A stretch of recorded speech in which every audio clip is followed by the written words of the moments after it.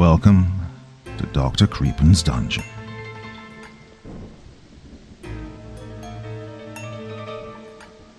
Weird stories scare us because they defy logic and pull us into a world where the rules no longer apply. Unlike traditional horror, where the source of fear can be named or understood, weird tales often leave us grasping for meaning, disturbing us with the unknown and the inexplicable. They tap into deep subconscious fears by presenting realities just slightly off from our own, where something feels wrong but we can't explain why. That sense of unease lingers, making us question what's real and what might be hiding just out of sight, as we shall see in tonight's two tales of terror. Now, as ever before we begin, a word of caution. Tonight's stories may contain strong language as well as descriptions of violence and horrific imagery. If that sounds like your kind of thing, then let's begin. The Grey City Tales. Sanitation. Ever wonder what goes on behind the scenes in your town, city or village? Well, if you're in a bustling metropolis, or a little Maybury-like speck of a place, nothing too interesting, but if you're in a city just big enough to have places to hide, but small enough to avoid too much scrutiny from the outside, well, that's another story. I call them grey cities. What is a grey city? Well, simply put, it's a place that sticks to very traditional methods of infrastructure. You see, the Industrial Revolution, for the most part, was a well-organized distraction for the real reason productivity suddenly skyrocketed. At one point, every city used the old ways, but as it became harder to hide the unpalatable aspects of these methods, they'd fallen into disuse. But some still reap the rewards of doing things the old-fashioned way. And that brings us to who I am. Well, you can think of me as a combination of historian, anthropologist, and zoologist. I've dedicated my life to cataloguing people's experiences with the entities in the grey cities, combing the internet, underground magazines, and any other source of information for other interactions. And today, I'm bringing you the story of Jason, a gentleman who got caught up in a really shitty situation. An encounter that would make any person flush, and on a personal note, would really piss me off. So, Greytown Tales, Sanitation. Jason, there's something in the toilet. My little brother Cole, who may be the most obnoxious 10-year-old on earth, screeches. I bet I can guess what it is. Look, just deal with it, I yell back, trying to get a couple of hours of work from home done. Remote computer repair, in case you're wondering. Well, my name's Jason. Let's avoid last names, as I'm currently in need of anonymity. I'm 22 and live at home with my mother and kid brother. Mum doesn't leave her room much, less so since the pandemic. Severe back injuries tend to have that effect on people. Jason, it's bad. His voice reaches levels of squeak I didn't think possible as I get up and make my way to the bathroom. And what I see is a shit-paloptic vision that stuns me so much I take 5 seconds to notice the physical punch of a smell that slams into me 5 feet from the doorframe. The walls are splattered with a deep reddish-brown substance that's only poop in the best-case scenario. The toilet is overflowing with a steady stream of similarly colored fluid that I'll generously call water. My brother's dripping, looking at me like he just ran 10 miles through a muddy field. What in the hell did you do? I yell. Nothing, I swear. I was just going to use it and then this happened, he replies petulantly. That's not how it works, Bart. There's one solution here. Plunge the thing. I refuse to set foot in there, I say in my I pay half the mortgage tone. He starts to reply and thinks better of it. He grabs the plunger and suddenly stumbles back. Oh, God, there's a rat in there, he says, looking to me with a crap-covered, shocked expression that would be hilarious if I couldn't smell it. There isn't a rat, I say, monotone, pointing to the toilet. Now the kid begins to plunge, brown, flotsam-infested water flowing over the rim in septic waves. Well, if I didn't see it, I'd probably have rolled my eyes and told him to keep plunging. I caught a glimpse of something, squat and brown, spring up, lightning quick, and take a small piece from Cowell's arm. "Get out of there," I say, with a combination of concern and shock. I send him to the downstairs bathroom to shower. The wound isn't bad, but I'm sure being covered in raw sewage wouldn't do it any favors. I run into the kitchen, opening drawers and trying to find something appropriate for dispatching a toilet rodent. I settle on a pair of garden gloves, a kitchen knife, and a steel potato masher. I'm sure there are a dozen household item combinations that could have worked better, but in a rush, Angry Chef was about as good as my equipment was going to get. I step into the feces-coated bathroom and fight the urge to gag. I almost lose this fight as I step into a pile of something that has a texture that could only be described as uncomfortably oily. Keep my eye on the toilet. The top layer of scum and water is moving, but it's just as likely the overflowing water as whatever took a piece of my brother. I hesitantly kick the toilet, and there's a splash in the bowl. I catch another glimpse of whatever is in there and try and track it by its shadow, to no avail. I take in a steadying breath and drive the potato masher into the filthy water. I catch a full face of the reeking liquid, but I feel something. I try to trap it between the masher and the bowl, but whatever it is, it's quick and slippery. I drop the masher and try my luck with the knife, stabbing at random, hoping to get lucky and skewer the thing. I feel a violent tug on my glove, try to pull back, but somehow whatever this is holds me there. Well, I could slip out of the glove, but that would mean not only dropping the knife, but exposing my bare hand to this likely diseased thing.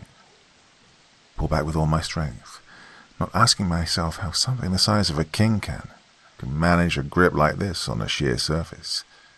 But I didn't need to, really. Well, I don't see the ass end of the thing, but I get a good look at its head, and I suddenly doubt it's anywhere close to the rodent family. It seemed to ooze a yellow pus. Its face, skeletal and rotted, did have a vaguely rodent shape to it. Long yellow fangs pierced the glove, and soulless black eyes twitched with dull malice. I saw tufts of matted brown hair run the length of its body, disappearing into the opaque water of the toilet. I didn't ask myself any of the questions you're asking yourself now. With this thing snarling and gnashing the glove to pieces, all I knew was that it was an animal in my house and seconds away from tearing my hand apart. As a reflex, I take my free hand and jab my thumb deep into one of its large, dull eyes. Grey fluid jets from the socket as the creature lets out a piercing screech, letting go of the glove. With a lightning-quick movement, it plunges back into the water. A rumbling, phlegmatic noise gurgles from the toilet as the water level goes from overflowing to nearly dry in a second. I fall to the floor, confused, covered in God knows what, and staring at a brutalized toilet with chunks of stringy grey hair hanging from it like the world's saddest anemone. I caught my breath and took a shower, while Cowell worked on cleaning the biohazard that our bathroom had become.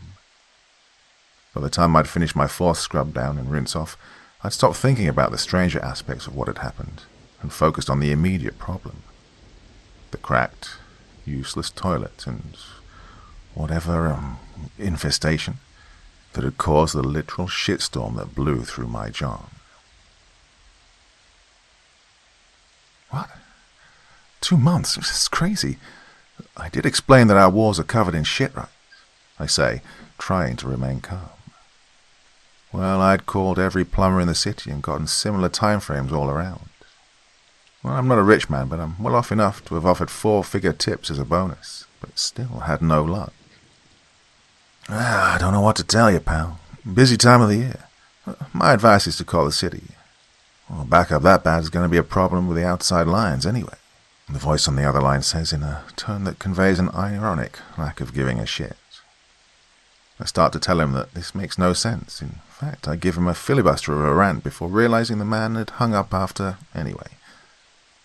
Beaten and humbled as I was after fighting a toilet pest to a draw, I navigated the minor hell of the city's phone maze until reaching the sanitation department. Instead of getting a person, I was treated to the following voice prompt. Thank you for reaching the City of Mills Lake Sanitation Department. Our business hours are 2 a.m. until 9 a.m., 7 days a week to best serve your sanitation-based needs. Well, I listened to it 3 times before I realized, yes, I did hear it correctly. I joined Carl in cleaning the bathroom, and by the end of it, we patted each other on the back for only having a half dozen vomits between us. I spent the rest of the night trying to pretend the fans we set up were doing anything to combat the stench, and come 2 a.m. I had a cup of black coffee in my hand, another 3 inside me, and a mixture of rage and caffeine jitters to take into the call.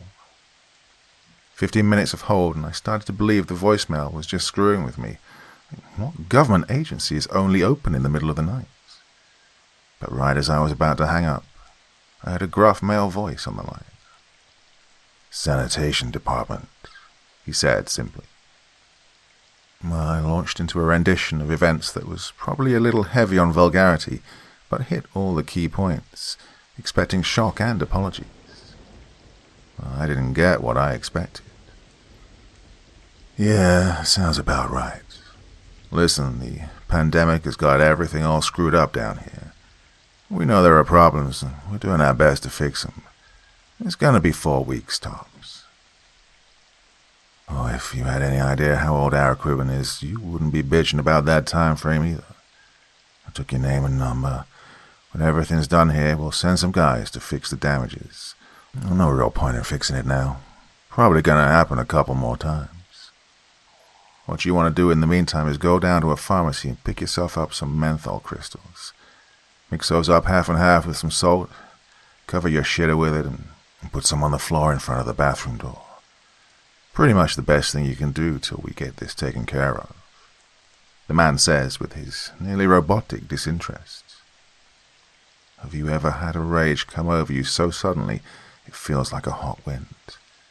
That kind of anger that creates a thin layer of rage sweat. Well, my coffee enjoyed a brief but eventful trip across the room as I ran through every combination of offensive language I could muster. Waiting all day for some jaded city worker to basically tell me to go fuck myself was not the resolution I wanted in this situation. After a few moments of silence, the man on the other end of the line replied, If you think I'm yanking your chain, feel free to come down any time during business hours. Talk to my boss, get me fired, take a tour for all I care. I told you we're working with the old equipment. Old equipment gets sick. The line goes dead before I could make my brutal retort of, well, I will. The next day consisted of trying to remove the deep red stains left by the sewage to no avail, and explaining to my mother that she'd have to use the downstairs bathroom for the foreseeable future. I spent the rest of the time, as most people do when they feel slighted by customer service, running over in my mind exactly how I was going to best this joyless government drone. Well, anger's a funny thing. Looking back at all of this with a clearer head, I can't understand how I didn't pick up on all the little clues something very wrong was happening. But at the time, all I could think about was the fact my house still smelled like a diaper bin, and that my disabled mother was going to have to deal with 2 flights of stairs every time she needed to use the toilet. What I'm saying is, I'm pretty sure I've never been so awake at 2 a.m. The drive to get downtown was quiet. Not even a homeless person or a cop camped out on an intersection to break the feeling of isolation. A light rain washed over the cracked windshield of my third-hand hatchback as I pulled up to the squat municipal building. I looked for any large-scale equipment to confirm I'm at the right address, but other than a parking lot with a handful of city vehicles, I see nothing. Harsh fluorescent light spills from the windows, and a flickering neon sign says, "Open," when it can muster the energy, so I assume I'm in the right place. A small bell rings as I open the door, and I'm hit with a musty odor as I make eye contact with the man sitting behind the peeling plywood desk. He's in his mid-50s and sports stubble that looks like it could be used to scrape rust off of equipment in a pinch. His eyes are sunken, grey-brown, judging by the stains on his white t-shirt and flannel jacket, and his vague mushroom scent means he's about 48 hours overdue for his weekly shower. Jason, right? He says, unmistakably the man I was speaking to last night. Take a seat. Someone will be with you in a bit. I resolve to remain calm enough to not get kicked out, take a seat in the fake leather chair that seems specifically designed to make fart noises. I try to strike up a couple of conversations with the man behind the desk, but at no point does he acknowledge me, let alone put down the faded, dog-eared magazine he was reading. I try to get a look at the title, but whatever language it's written in is well beyond my 2 years of barely passing Spanish. As 4 a.m. hits, the man folds his magazine with a lack of urgency that is honed to perfection. He places it carefully into a drawer, locks it, and stands with an article swagger that makes me wonder what the hell he's doing working the graveyard shift. He walks over to a grey door marked Employees Only and motions me over. Right this way, he says, opening the door. Why did I just wait 2 hours if I'm just going to talk to you? I say, holding back shock and anger. Do I tell you how to fix computers? You want an explanation, or you want to speak to the boss? He says with a shrug. Something in my sleep-addled and righteous indignation-fueled brain catches this, and my heart skips a beat. How does this guy know what I do for a living? Well, don't get me wrong, there are plenty of ways he could know. But the way he said it, like a threat, makes me wary. We walk down a steep industrial cement staircase. The sparse light comes from bulbs so faded half of them give a deep orange glow. The man is silent. Our oddly muffled footsteps and a distant dripping the only sounds joining us. The staircase ends, leading to a long hallway, lit by a soft blue light. My eyes adjust, and I take in the scene around me. The walkway stretches for about a half-kilometre. The architecture seems blunt, makeshift, like the building was made for one purpose but twisted and hacked into the desired form. On either side of the walkway are long rooms. Fungi of all sizes sprout from every available surface. As I focus, I see the walls are porous. Deep holes ranging from pencil-thin to large enough for a man to walk upright, honeycombing the rough cement. Shock keeps me walking. The man with me chuckles, keeping up a brisk pace. What is this? I whisper. This is where we make the sewer pipes, the man says, letting the simple leading statement hang in the air. As you can probably guess, we aren't the most modern sanitation department, but what we are is cost-effective. Well, just one toilet man, that's me. You can call me John, and one boss. We're some of the last members of a dying trade, and it's a shame, really. John turns on a flashlight illuminating the tendrils of fungus. He stops at one stalk for a moment. It begins to sway lightly. My heart starts to race as it extends itself, tapping and probing along the wall till it finds a bare rock hole. It spreads at an unimaginable rate, hardening and creating a large tube. I feel my body tense and I look back, judging the distance to the stairwell. As I make the decision to run, I hear a tooth-cracking scraping noise that draws my attention to John. In one hand he holds a small, almost brown apple. In the other, casually, he holds a foot-long hunting knife, rusted to an almost rock-like patina. Snack, he says, gesturing to me with the knife before cutting a thin slice of apple. The knife leaves brown streaks on the already inedible fruit, but John eats it, never breaking eye contact with me. He tosses the apple a few times, further bruising it, but the knife is kept low, casual, but with the tip noticeably in my direction. He begins to walk again, and without a word I follow him. The grimy dagger he holds is all the instruction I need. We come to a blast door, and John spins the Slime Street handle with little effort. I briefly think of attacking him while he's occupied, but I'm no fighter. I've not been in so much as a shoving match in all my life. John closes the door behind us and leads us down a surprisingly clean hallway with a steel grate floor. See, Jason, most of the time the system works just fine. Couple reports of sewer gators here and there. Or some guy has a meal made of his meat and 2 veg, but that's it. Reasonable sacrifices. Oh, but this new bug, it's got the bus all screwed up. My job is to make sure things get running smoothly again. John says as we reach another blast door. There are 2 sets of thigh-high boots that are made of rubber so thick I'm reminded of tractor tires. John puts his on with a practiced deftness. I fall twice, which, judging by his laughter, is the funniest thing John has ever seen in his life. He puts down his industrial flashlight and picks up a small electric lantern. Gotta keep the lights down. The equipment in here gets a little rowdy when it gets bright, John says, leading us into a massive, pitch-black room. For a moment it remains dark. I can hear noises from far enough away that I get the impression of being in a cave. The feeble lantern sputters a dim 10-foot circle of light, enough to illuminate rough rock floor, but nothing else. As we walk, I start to hear shuffling, scrabbling noises, and see familiar rat-like faces quickly dart into the circle of light and then retreat. As I walk, I notice a set of eyes seemingly fixed on me. Deep, reflective purple tracks me as I try to stay within the light. I find myself staring back, and noticing it's not 2 eyes but 1, narrowed and hateful orb.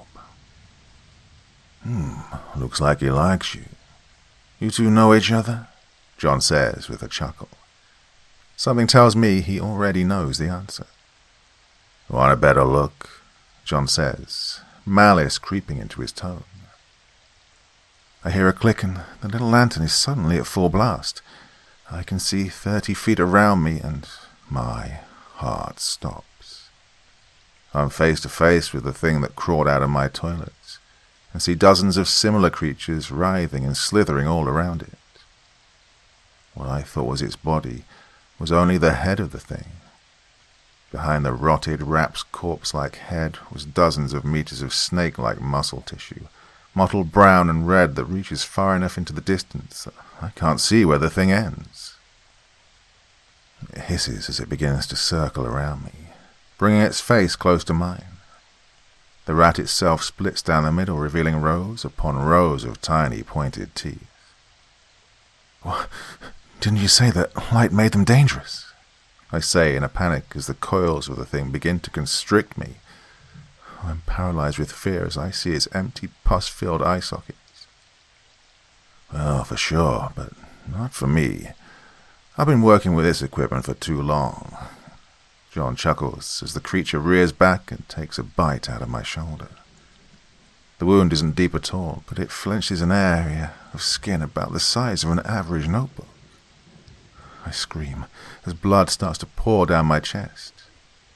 The thing strikes again. I move enough that it only takes a nip from my cheek. You see, Jay, buddy, most people in the town get the runaround, give up, and eventually everything's fixed. We come out, clean everything up, and give you a fresh shitter. But you, no, you just couldn't make do for a little while, and let me and the boss do our thing. See, it's a good litmus test to know if someone is a danger to us. If someone's petty enough to go through all this shit just to jump the line, well, chances are they're also the type to blow the whistle on places like ours, John says, venom infusing his tone. I didn't know what I was getting into. I have no intention of messing with you. Please, just let me go, I plead, as the creature begins to really apply pressure. Oh, my ribs creak, and I begin to see black spots. I don't know how much I can trust you, Jay. Let's just continue the tour and see where that takes us. Sound good? John says as the lantern suddenly dims. With a parting strike, the rat beast slinks back into the shadows. Oh, the 2-minute walk feels like hours as I try to ignore the pain of a half-dozen bites. The next door we see is surprisingly well kept up. Clean white wood, no rust or mold. John takes us inside and my eyes are immediately assaulted by daylight. I squint as they adjust before taking in the sight before me. The ground is soft and covered with a type of plant that most closely resembles bright yellow grass. The ceiling is high enough to give an illusion of sky, and the room itself could comfortably house a handful of football stadiums. Oh, the juxtaposition is staggering. I'm standing in essentially a massive field, but that wasn't the strangest part. As far as the eye could see, there were rows upon rows of toilets. Pristine white toilets. It takes me a minute to notice that they are in no way just toilets. The closest one is 5 feet from me, and I can feel my jaw drop as I see the massive, soft, almost bovine eye filling the bowl. The top tank rattles slightly as a flat tongue slides out between large, dull teeth. I walk backward but stop as I feel a harsh jab in my back, and a small trickle of blood begin to flow from the wound. Oh, don't be a pussy. These guys are harmless. Give him a pet. He says the second part as a threat as opposed to an offer. I walk over carefully, like I'm approaching a bull, controlling my breathing and making soft, nervous small talk. I reach a hand out, ready to pull it back if those brick-like teeth make an appearance. The creature seems rooted to the ground, but could move a few inches in any direction. It happily met my hand as I followed my newest request. It starts to make inquisitive, happy noises as I actually give a shocked smile at John having told the truth. What'd I tell you? My big porcelain kittens. John finishes his sentence by putting 2 fingers into his mouth and giving a harsh whistle. Slowly, something starts to claw its way out of the ground. A squat, muscular beast that looked like a hybrid of Komodo dragon and bulldog. It shakes off the oddly coloured dirt and looks to John. He whistles 3 discordant notes and the ball of muscle and teeth starts to waddle over to the toilet creature. It leaps onto the bowl, opening its massive flat mouth, tearing through the eyeball with a burst of gore and pain screaming from its porcelain victim. With an ant-like efficiency, it crawls through the creature's body, chunks of internal organs tossed haphazardly around as the creature mews and whimpers till the last seconds. It leaves a blood-streaked but free from matter shell and looks to John for approval. John gives a harsh laugh and claps me on the shoulder, shocking me back to my senses. That's just nature, Jay. Oh, as close as we get to it round here. Now, it's time to meet the boss. The walk to the final door was a blur. Something about getting the brief glimpse of something beautiful. No, that isn't quite the right words. More like something innocent, and having it torn apart hit my brain harder than my missing flesh. I was then taken into a massive chamber, the smell of old water and fresh shit thick in the air. A circular walkway surrounded a creature of such deformity and bulk, I could feel my sense of what was real slip away. Well, garbage truck would be in the neighborhood of the right size of this thing, but for all I know, the thing could be built like an iceberg, most of it being underwater.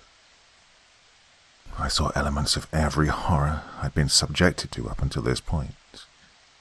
Bodies of the rat thing sprang at random from its mountain of brown flesh. Mushrooms sprouted from its folds and crevasses. Slabs of ceramic-like eczema covered it in patchwork plating, and its deformed, almost infant-like head had a mouthful of reptilian fangs jutting out at random angles. It looked like halfway between a slug and a cancerous heart, pulsing and beating as it sent its limbs to and fro. The unnatural epicenter of this place. Oh, beautiful, isn't he? Been my family's job for a couple of centuries to keep him fat and happy. I'm showing you this for a reason, Jay.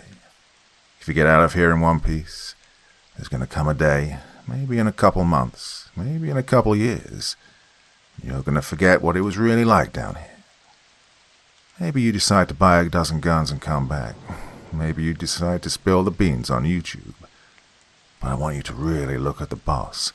I want you to realize how beyond your understanding he is, and how easily you'll find yourself inside out and covered in piss long before you get revenge. Don't believe me? John says, flipping his knife around and handing it to me. I take it and give legitimate thought to burying it as deep into him as I can. But his statement is clear. I likely no longer have an arm before the blade even hit home. Smart boy. I think it's about time we get you on your way, though, John says as he begins to walk toward a large rolling door on the other side of the walkway. He presses a button and the door rolls upward, letting early morning light into the system. I see the parking lot for the city vehicles, but one I recognize is right in front of the door. My own blown-out hatchback. Before you get going, can I get that knife back? It's been in the family a long time, John says as I offer him the blade. He takes it by the blade and walks beside me to my car. The closer we get, the more I get a sinking feeling. I notice two people in the car. My mind makes the connections in an instant, and I run. I fall to my knees and lean against the driver's side door. I begin to bawl. No rage now, just desperation and regret. I hear John slowly walking up behind me. Well, I'm sure you guessed who's in the car by now, and what state they were in. In case it wasn't clear, my immediate family had been butchered and were staring dead-eyed in the car. CJ, in my experience, the spooky side of life only makes people honor their promises for so long. After a while, folks will do all kinds of mental gymnastics to justify what happened. Now you have a more tangible reason to keep your mouth shut. In an hour or so, the police are going to find this car, this knife, and those bodies. You're going to have to spend the rest of your life on the run. I hope this doesn't leave you much time for stupid ideas, John says, almost sweetly. Just kill me, I choke out between sobs. No, Jay, I like you. You have spunk, hell. You could even make a good toilet man if you were so inclined. I fought to keep you breathing, if not busy, but those grains of sand are falling faster and faster, Jay. Like it or not, in 55 minutes those cops will be on your trail. John finishes by patting me on the shoulder and walking away as I hear the door slowly roll down. Well, it's 2 months later. I've been watching my face on the news every night. Though I'll admit that face looks about 10 years older at this point. But that isn't the change that made me feel the need to spill my guts online before I can't take any more. You see, the wounds that I walked out of that feces-strewn nightmare with, they haven't been healing right. At first I thought infection, obvious consequence of torture in a sewer. But my skin wasn't rotting. It was scabbing over with thick white scales. Well, last night I dug bloody pits into my body in a vain attempt to stop the spread. But as I woke up today, the pits had filled themselves in, stronger, thicker, and more pristine white than before. But those became the least of my concerns as I saw myself shirtless in the hotel mirror. Just under the skin of my stomach I could see smooth, scanning movement. The skin was pale and thin-looking, my belly distended. I stared in shock for a few minutes before I saw the giant eye slowly open. It was in that moment that I realized I wasn't set free. Whoever it was that ran that place had made sure it would always be a part of me. Part 2. I wish I could give you some more help, but you're a wanted man, son. Priority one for us is keeping a low profile. All you have to do, though, is get the guy running the place. The fatberg doing all the demonic crap won't survive a week without him, and they don't take kindly to new employees. And trust me, however creepy he seems, just a man's all he is. Lee reaches into a tool shelf, removing a box about 2 feet long. He gives it to me, and I wait for a moment, a sense of ceremony or gravitas filling me. I open the box expecting, I don't know, a magic wrench, a silver dagger, Thor's hammer. But I'm disappointed to see a short double-barreled shotgun, lacking any character, let alone any sense of it being a demon-slaying weapon. Oh, and a box of ammunition. Just a gun, son, Lee says with a chuckle.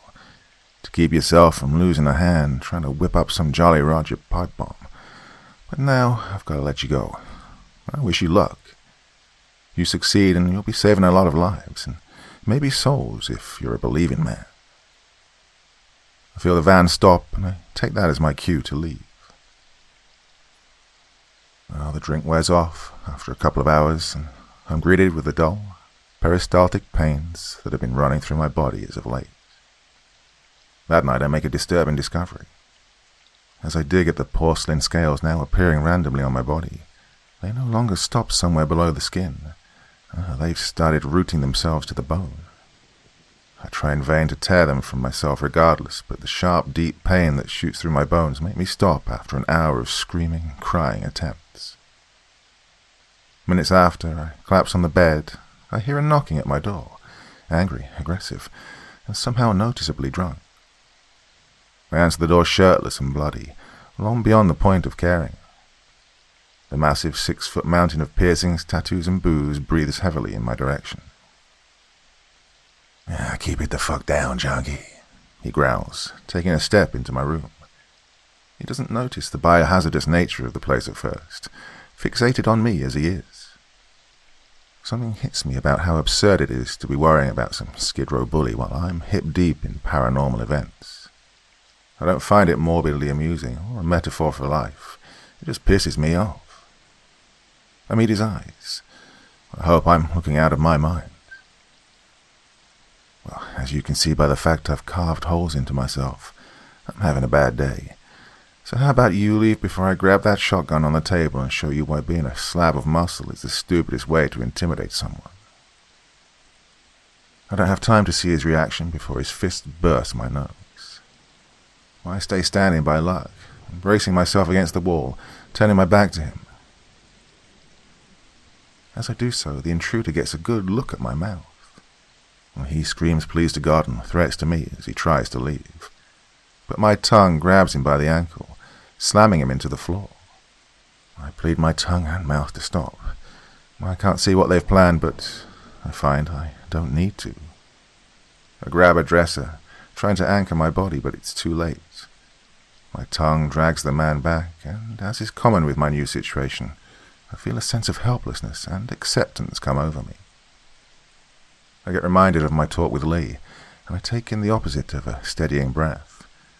I think of my dead family, my mangled body, this loss of self I'm slowly but surely experiencing, and how I'm in the middle of all this because something about how I called made some insane cult member think I'd be the perfect ingredient in an eldritch stew. But that isn't right, is it? Lee said he would have been picking me out long before the random call. I feel rage build inside of me as I hear a crunching noise, my back splattered with gore. The anger fills me to the point my skin feels on fire, and I let it take me past the point of sanity. As I do, I can feel my tongue relax and coil into my back, my fine teeth letting go of the mangled stump of the man's leg. I take pride in myself for overcoming my new urge to feed, but the second my rage starts to falter, I feel myself lose control.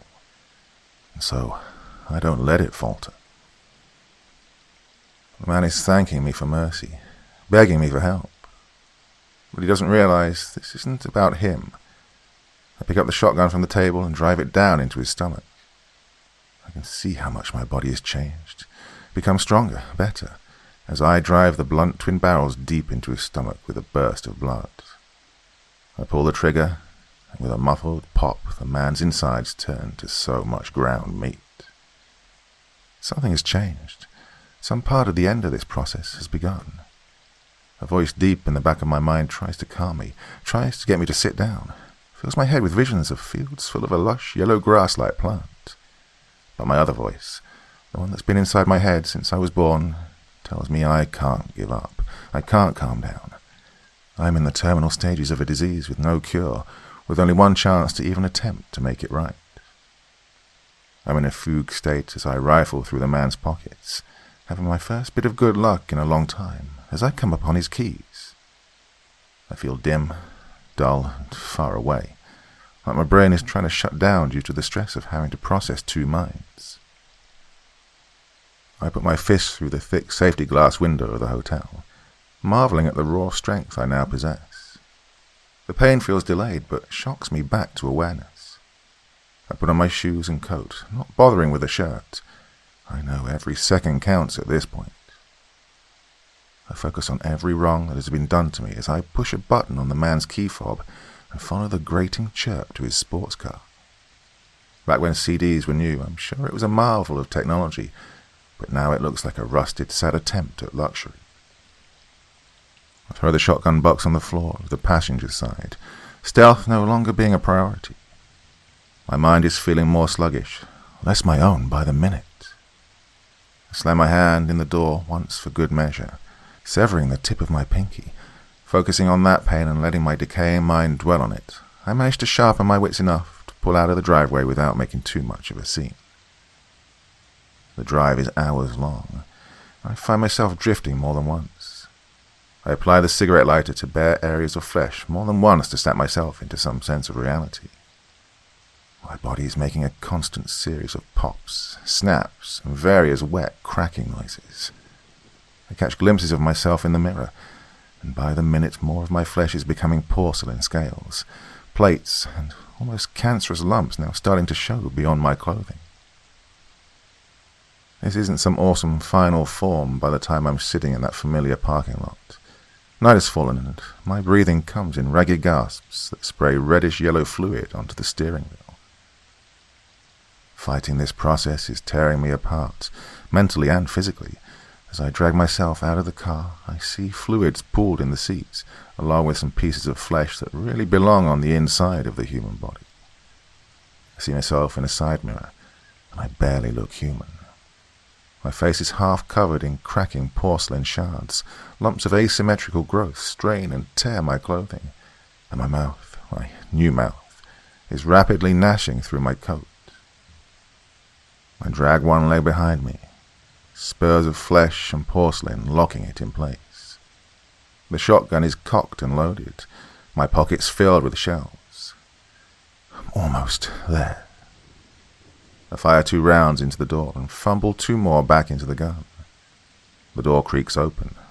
Why, John, much calmer than he has any right to be, folds his magazine and carefully puts it back in his drawer. Oh, looks like you've gotten yourself into a bit of a mess, Jay. Why don't you let me... I don't give him a chance to continue. I fire a round into his desk, spraying him with wood splinters and ricocheted shot. He bleeds from a few nasty cuts, but doesn't even flinch. I stomp into the room. My revenge. The thing keeping me anchored. So close. Why did you do this to me? I scream, closing the distance between us to a few feet. This? He says, gesturing towards the lump and mess I've become. It was not I that did it to you.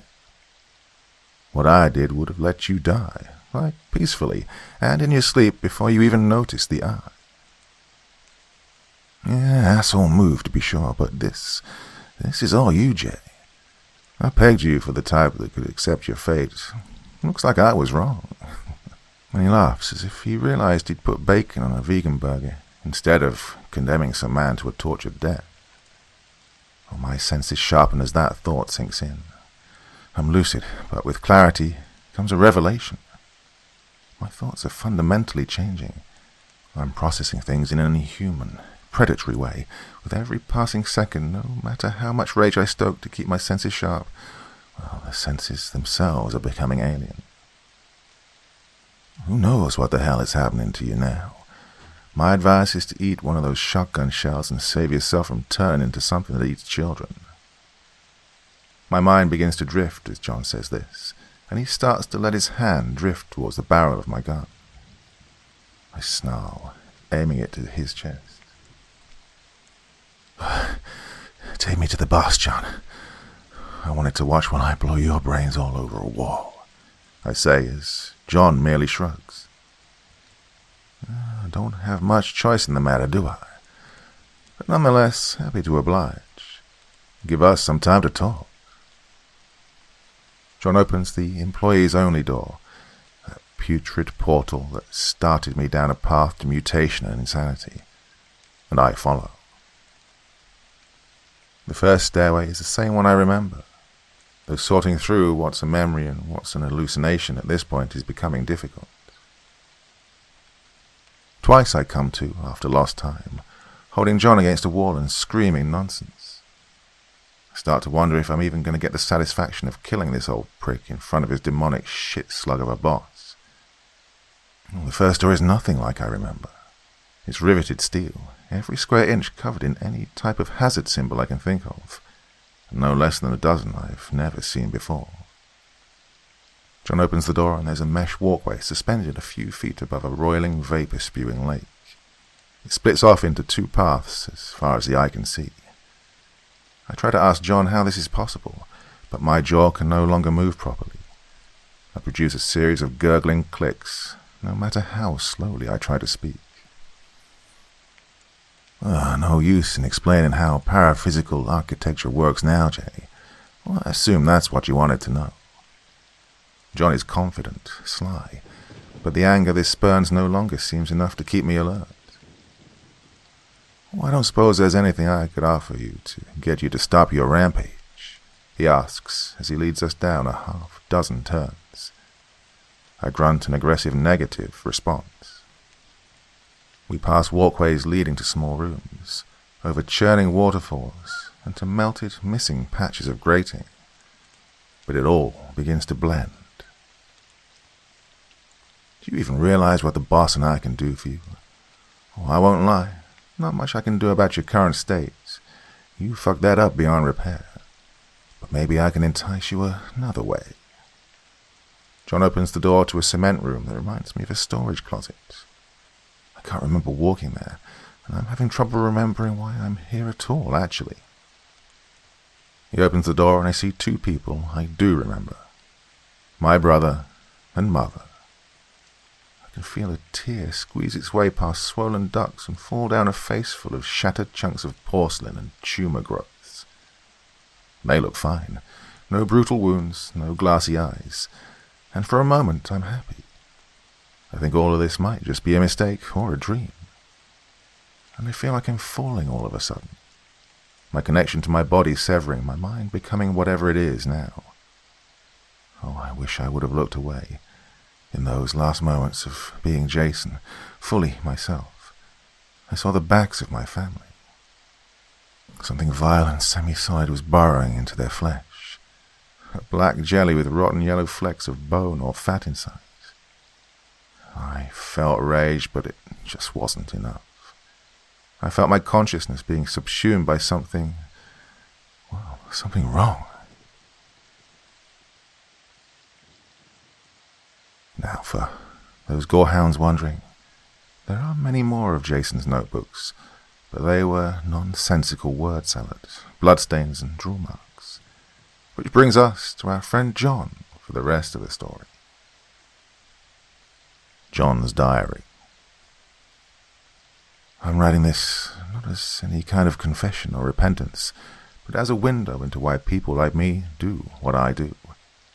If this is found by anyone familiar with those places on Earth that most are not meant to go to, then learn from my mistakes. If you've never seen something so wrong that it makes you feel no more significant than a grain of sand, then take this as a warning, not a roadmap. You want nothing to do with my world. I've done awful things, actions that would make me a household name if they were known. And I've also prevented atrocities that would make anything I've done look like a spirited shouting match. And that's the gist of my childhood, my job, my religion, my life. We are those who have to make the toughest decisions to ensure that the pacts and deals that CEOs, kings, and presidents have made are honored. We're the mortals that not only have to look beyond the veil, but work there, and that takes its toll on a person. Human beings are not meant to rub shoulders with the paranormal on a daily basis, and anyone tasked with a job such as mine shows this. We are made weird, obsessive, and cruel, but the penalties for failing to honor these contracts written long before we were born, well, they'll be applied to the whole human race should we decide we've had enough. My job is about knowing, memorizing dozens of types of creatures, rituals, rites, and applying them. I've made a few mistakes in my time, but my biggest one is stalking me through the sanitation department, and I'm running out of places to run. I watched him for weeks, enough to feel I knew how he would react. He was a bit angry, but underneath that all was a deep sense of being spit upon by life. Well, he should have run for a day, found himself a hole in the warm hotel to call up in, and let one of the little gods through, blessing some small town with its presence. But the rites have to be exact. The little god feeds on apathy and acceptance, not rage and confusion. Whatever was drawn to him was mixed and twisted with his soul, turning Jason and the little god into an 8-foot armored beast, with no divine mandate, no goal other than death and destruction. I've trapped it in the paranormal architecture of the sanitation department, but I believe I'm only slowing it down. It tears through entities and humans alike, trying to find me or the boss. He'll never get near the boss without killing me, but I'm old, I'm unarmed, and I have no way of contacting anyone in the sewers. Well, first I tried every curse, every hex I'd learned as a child. But magic is not the stuff of fantasy novels, nor fireballs or bolts of lightning to be thrown about at a whim. No, it's a careful, deliberate art, good for traps and ambushes, not visually impressive battles. But not one worked, not even enough to slow this hybrid demigod down. And worse, the creature learned. I found myself marveling at a massacre, the last of the human workers. Well, some of my family, some from other clans, all torn limb from limb, scattered and displayed. Well, I'm a mere human, but my family is given to certain resiliences to help us do our work. I can and have drunk raw sewage to survive in the tunnels. I've eaten lunch while watching rituals that would make an Aztec blanch, so I knew, the second I felt the stomach cramps, that something paranormal was causing them. But I wasn't quick enough to avoid Jason's ambush. I used every secret tunnel, every tiny doorway, all my years of memorizing the maddening architecture of the sewers to escape with my life. But I didn't manage to escape with both arms. Next, I tried organizing the entities against the force of horror. I gathered every beast, every creature, every half-alive, mutated abomination I could find, and they made an army that could take cities, thousands of nightmares covering the floor, the walls, the ceiling, and the very air itself thick with buzzing, saw-toothed insects. It wasn't a battle. The Jason creature never broke eye contact with me as it trudged through my army, tearing apart and devouring them one by one. I watched for days, hoping some massive creature or the sheer weight of numbers would bring it down. But the entire time it just leered at me, barely looking at the creatures it slaughtered. It could have killed me then, but it chose not to. It took my tongue, one eye and a foot, and left me wading in a river of gore. I have nothing left. I'm sure if it reaches the boss, it will die in the conflict. But without me, or someone like me, the boss will die a slow death regardless. I can hear it throwing open doors right now, searching each room in this hallway. I have no more tricks to play. I'm a crippled old man, and it seems larger and more reality-breaking each time I see it. I just heard it in the room beside me. I've made my peace with God, and I've found a solid pipe to prop me up. In my other hand, I hold my family's knife. No magic to it, just a good, honest weapon. Well, I don't expect your pity. It was my lot to work in the darkest places the world has to offer, and I had to act as such. But maybe I have a little of your understanding, and that isn't such a bad thought to die with.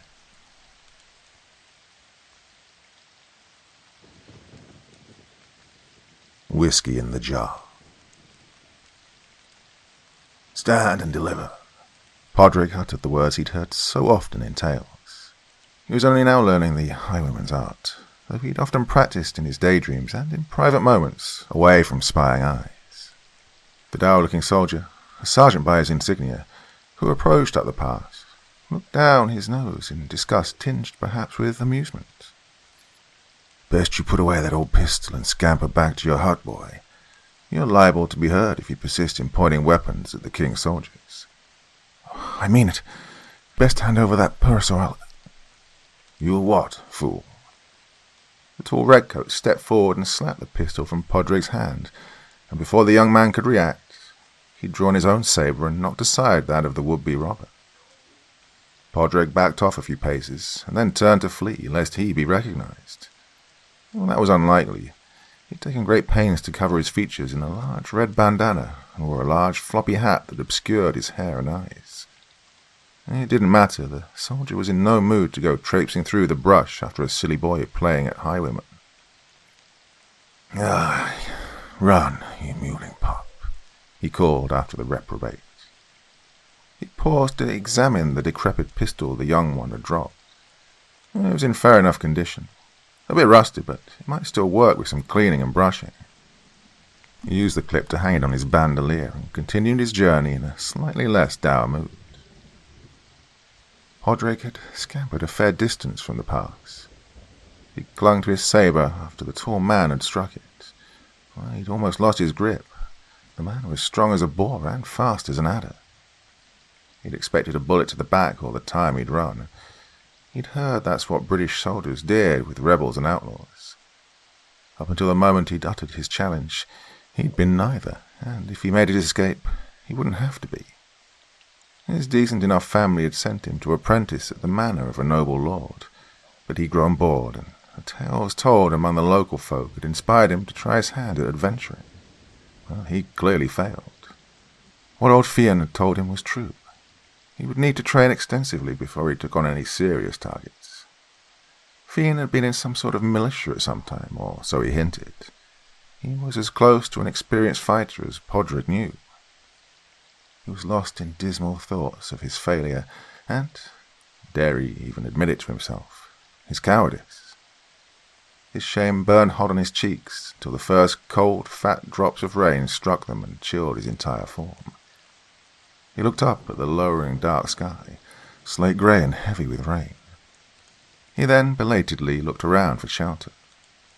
There was nothing appealing, just brush and a few rocks that wouldn't shelter a starving rabbit. He was too far away from the estate to make it home before he'd be drenched and chilled to the bone. Then he recalled the little shanty that had hidden in the next hollow. He'd imagined it as some romantic nest of robbers, but had steered clear in the end, on his way to set his trap at the trail. The place was abandoned, and had a spooky look to it, even in daylight.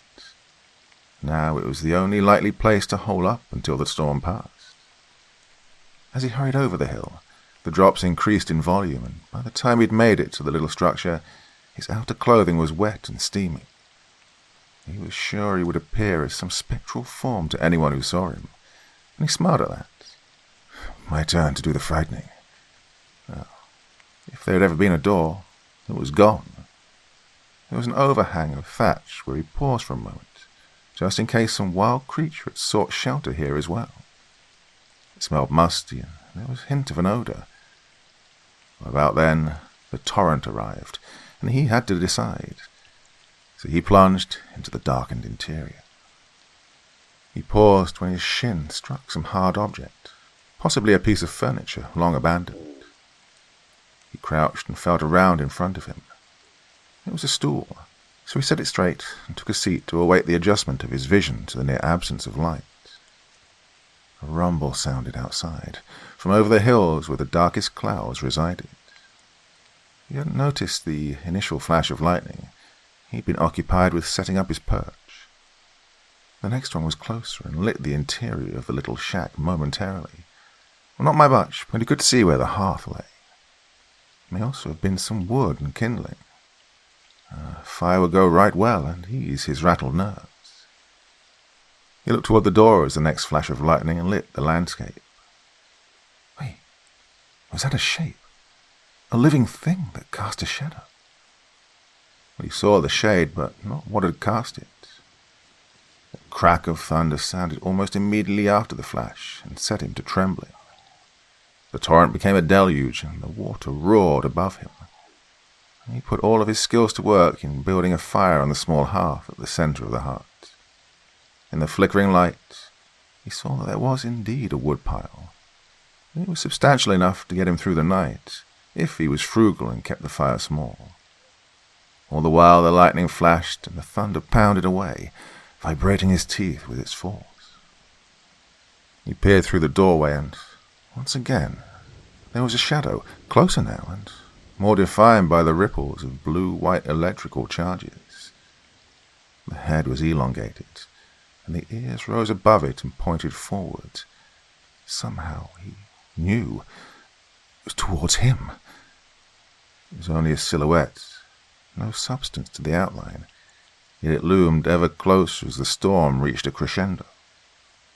And then it was at the door, impossibly large, greater even than the wolfhound his master owned and that lounged about indoors, fed better than many of the human servants.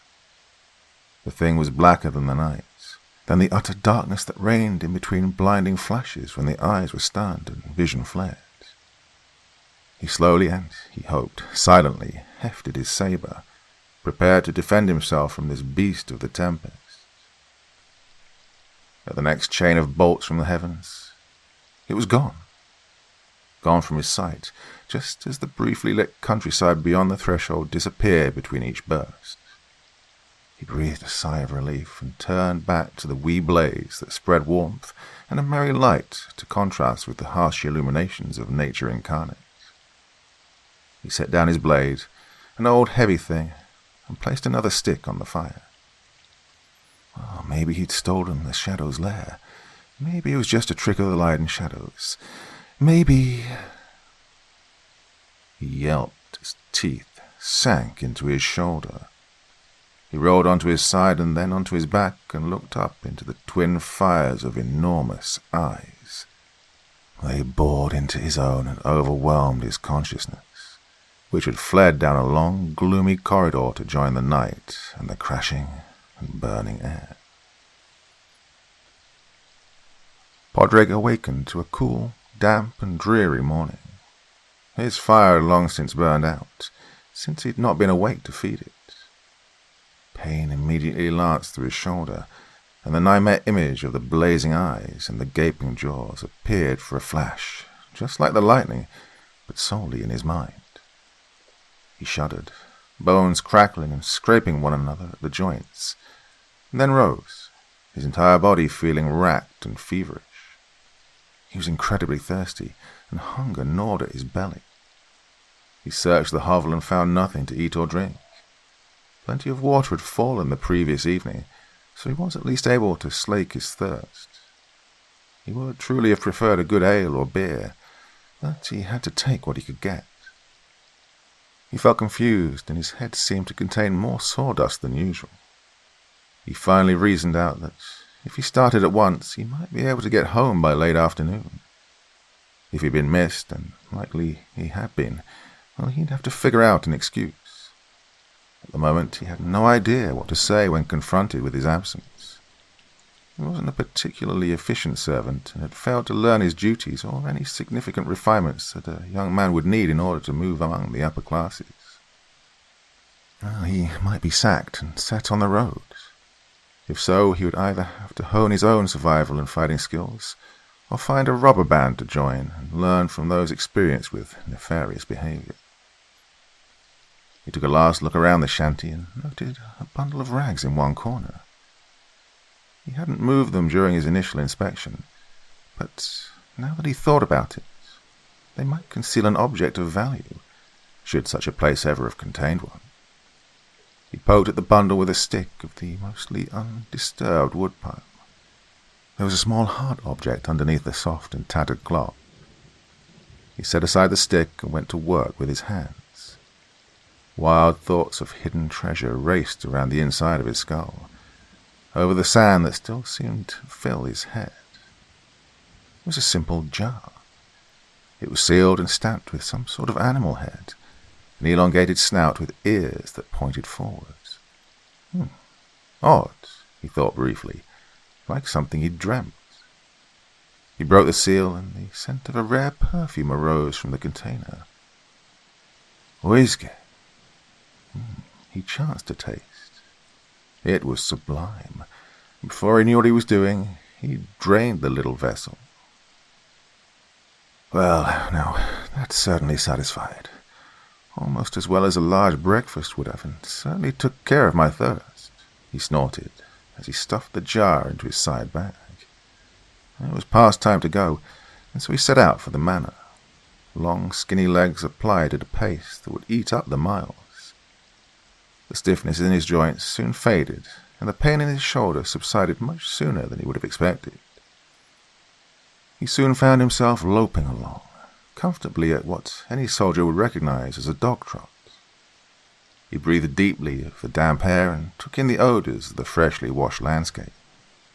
He heard the birds sing and knew that it would not rain again immediately. The air didn't hold such promise.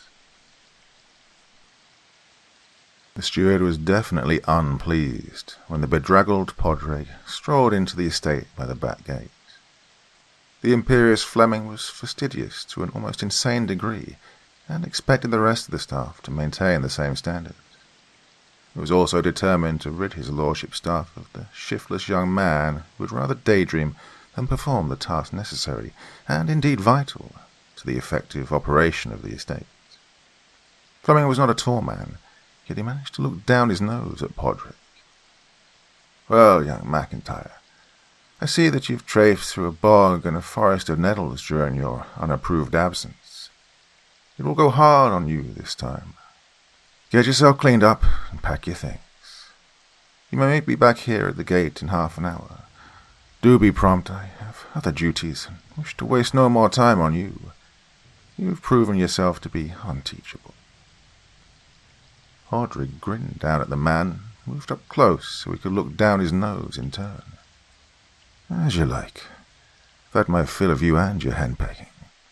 Constantly on about things that the noble lord doesn't even notice, much less appreciate. Or your talk about duty and attention to detail for their own sake. He snapped his fingers under the shorter man's nose. That's what I give for your details. I'll be back down all right, as soon as I like.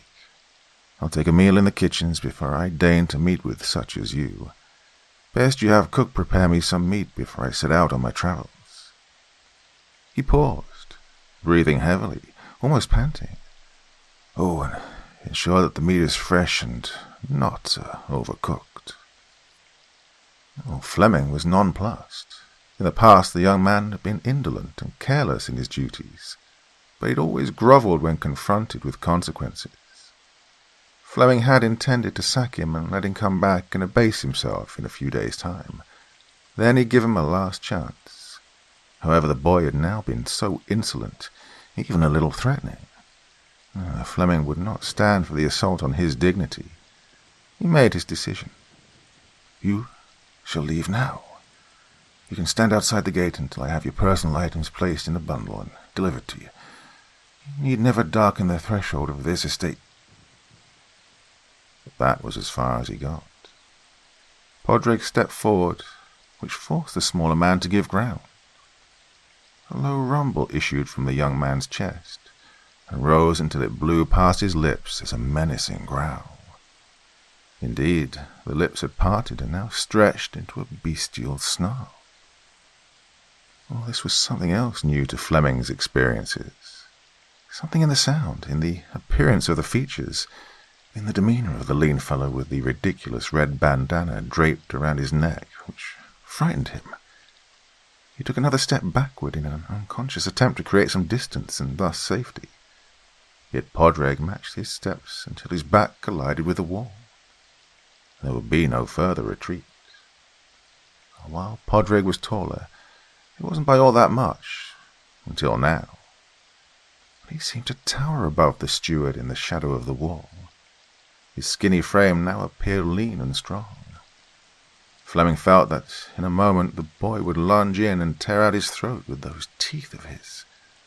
They look large and gleaming and perhaps a little longer. I'll have some hot water delivered to your quarters and some meat. Podrick smiled as the officious little man surrendered completely and scurried away into the manor to do his bidding. Perhaps he should bully the man into letting him stay. Yet he wanted nothing more than to return to the wild, to the bracken in the hills. He would, however, demand a stipend to go with his last week's wages. He decided that it was his due, and he would no longer take less than he was owed.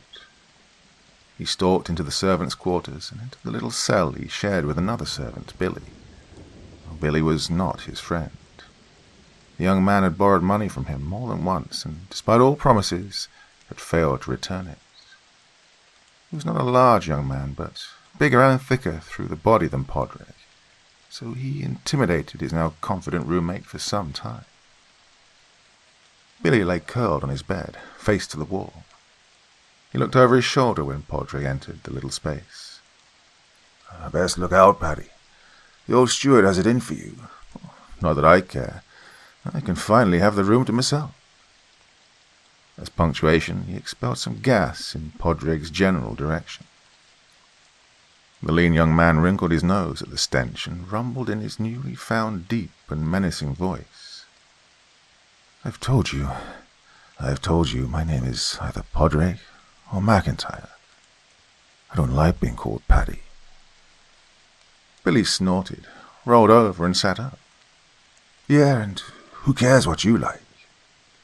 He peered up at his erstwhile roommate and fellow footman. Why don't you... His words froze, stuck in his throat by the vice-like grip that had seized his windpipe. He gagged. He tried to cough, to breathe. He soon found himself on his feet and then on his toes. Podrick's visage assumed a snarl once again. You'll do as I say, and you'll pay back all that you owe me. You'll pay double to compensate me for your intended thievery. His eyes blazed and bored into those of the round-shouldered Billy. He maintained his grip until Billy's face darkened and his body started to go limp, and then contemptuously tossed him backward onto his bunk. Billy coughed and grasped and wheezed for several moments. He was loud, but Podrick heard the faint, polite scratch at the door and the low, sweet voice that accompanied it. Molly, he realized. He'd embarked on his adventures, at least in part, to impress the young maid. He opened the door, and she entered the chamber, head down over a steaming bowl of water, a towel slung neatly across one arm. Podrick stepped back to make room for her in the confined space. She set the large bowl on the tiny table and placed the towel between the edge of the bowl and the wall. She glanced up at Podrick, then took a second, longer look, as her mouth formed a little mew of surprise. She, unlike Podrick, was a diligent servant and quickly recovered her composure. Fleming said to bring you this. Her eyes wandered briefly to Billy's hacking and tear-stained face, and then back up to Podrick's eyes. Is there anything else she might need? She asked out of habit, rather than with any intention of doing more than she'd been assigned. Podrick grinned at her, a toothier grin than he'd possessed the last time he'd done so. Thank you, sweet Molly. That'll be all for now. Perhaps before I take my leave we might have some words? Molly stared up at him. Well, she was fond enough of the young rake. He was handsome enough and had a sense of humour, but she'd matured past the point that such men gave her any pleasure. She preferred the steady types, like the constable, who managed the master's horseflesh. I don't think that'd be possible, Podrick. Well, I'm spoken for, and I don't know what you could say that, well, you know, you've lost your prospects. She trailed off weakly. Something in his demeanour had created a fear response in her. The chamber felt suddenly far too small, and he far too large for her comfort, perhaps even her safety.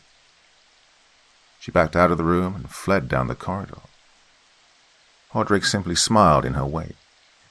He watched the enticing curves of her backside as she stumbled hurriedly back toward the kitchen, almost running from him. He then turned back to Billy, who'd finally managed to sit up on the edge of his bunk once more. I'll give you 1 week.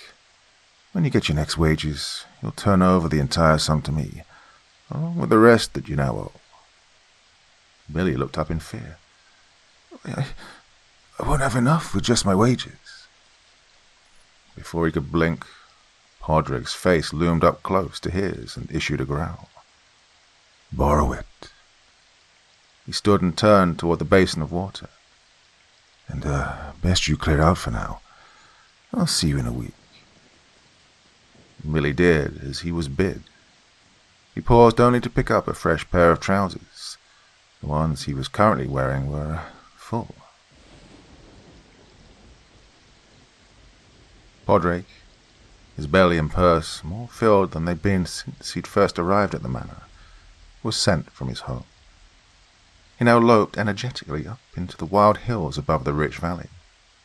He felt no pangs at departing, and he was determined to embark on a new career. He discovered the confidence to once more try his hand at being a highwayman, so he set out at a mile-eating pace for a certain path along which a tall, dour sergeant might make his way back to his regiment.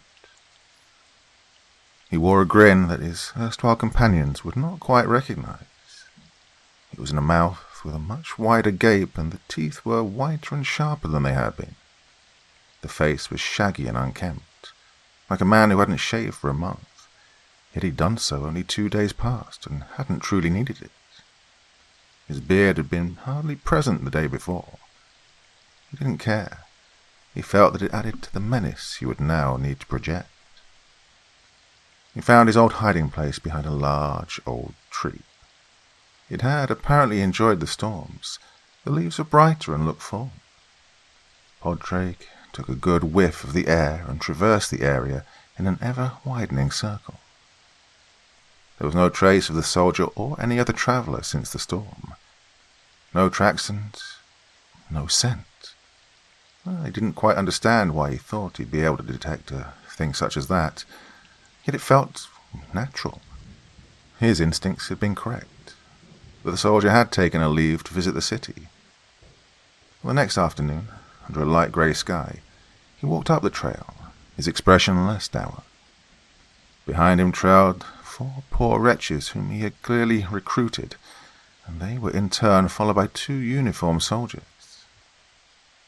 Podrick still had his rusty old sabre, and he picked up an axe from the yard of the estate as a parting gift from his former master.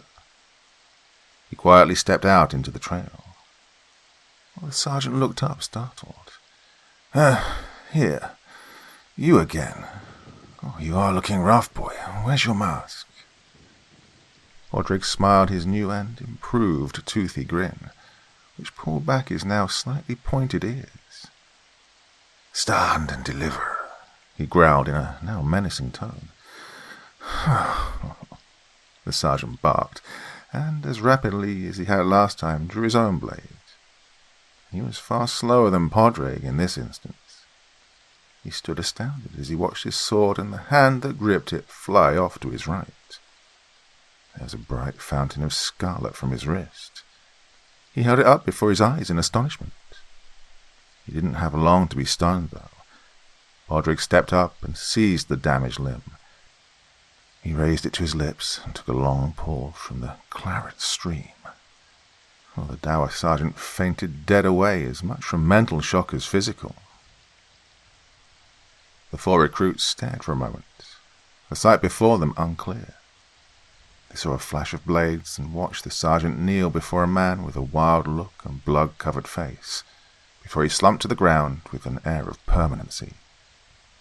Each was just happy to pause for a moment from the dreadful pace that the tall man had set as they climbed into the hills. The 2 soldiers who'd lagged behind looked up, annoyed that their charges had stopped, and then they spied their fearless leader stretched upon the ground. Before they could react, a figure leapt down the trail and leaped upon them. A brass-clad fist struck Tom in the jaw, and he was soon stretched on the ground in imitation of his sergeant. Georgie wasn't far behind him. The pommel had blown out his lights. The recruits turned in a gaggle, astonishment in their hearts, and clear upon their faces. Podrick then turned toward them. "Do you have something for me? No doubt you each took the king's shilling, willingly or no. Well, I'll have those from you, but nothing else. Then you're free to go, well, unless you'd rather rove the hills with me for a while." The four men looked at one another, and then back at Podrick.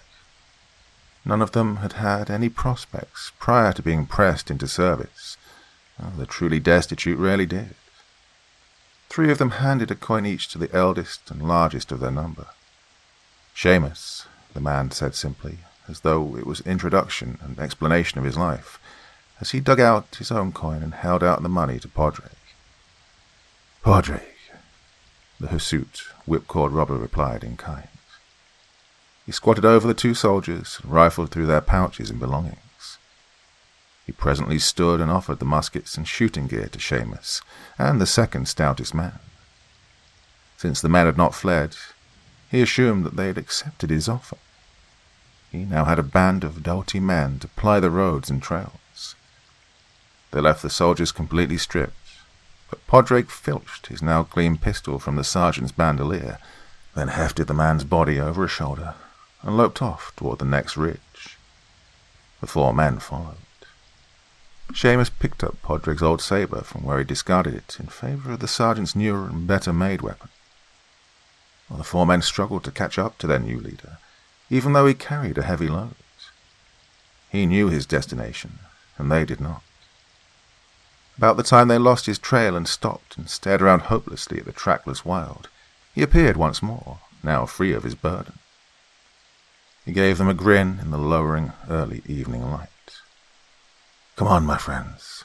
Those men had a little food in their knapsacks and coins in their purses. I'll keep the 4 shillings from the king. You may divide the rest between you. It is considerably more. I have a little shanty in the brush beyond that rock pile." He pointed then to the barely visible roof, and the men headed that way without any argument. Podrick decided that, so far, he liked his new companions. He didn't care for the mindless chatter that too many people made. Until now, he'd been unable to stop it. But now, though, he felt that he could rip out the throats of all the chatterboxes in the world. The men took up residence in the shack and moved about the detritus on the floor and set a proper fire. None of them explored the rags in the corner.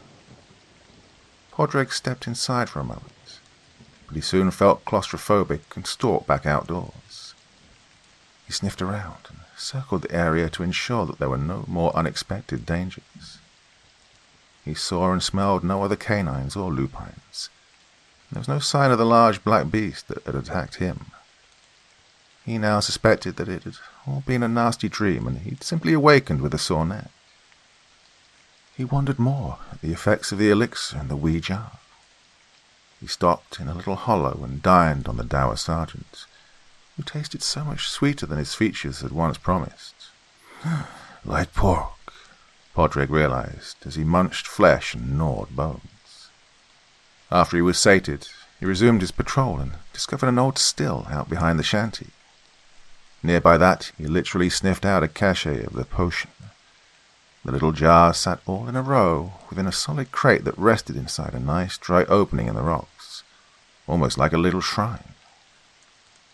Podrick grinned again and took out one of the containers. It felt full. He stripped off the stopper and took a whiff, and then quickly downed the substance. He felt immediately fortified. He worked his way back to the little hut and lay up close by so that he could hear the men and their conversation. He soon found out that Seamus's companions were called Sean, Eamon, and Henry. They'd all been labourers, and work had recently been scarce. Seamus and Henry had relatively steady employment, but Sean and Eamon had been unable to find work many days, and times had been lean of late. They had greedily taken up the king's coin with hopes toward full bellies, or at least less empty than on most days for them. Seamus and Henry had been convinced more by a chance to do something longer term, perhaps occasionally dangerous, but mostly steady and with a chance for travel. Appealing enough for young men, but this latest opportunity might be even better. The work would be even less steady, but there might be more treasures to be had, and a chance to travel, but in style. The more the young men spoke, the more appealing the life of a rover appeared, as each built up the idea. Padraig decided that he would let them live for the time being. Over the next few days, the pack of men made themselves a menace to travellers who took the small track over the hills. They didn't find tremendous treasures, but they found food and sundries to make their lives comfortable. As their first week together came to a close, Padraig, who was happiest roaming the countryside at night, gathered the men around the hearth. "I must travel tonight. I shall be back by morning, but if not, what I need to do won't take much longer." With that, he turned swiftly and disappeared from the lodging that was in need of expansion. Sean looked to his companions after their leader had melted into the encroaching darkness. "That one is strange. Definitely a dangerous type. I've never before seen his like." "Nor any of us," Henry added. "Has his hair grown during the past week?" Eamon stared into the fire. "He's taller, and his face looks stretched.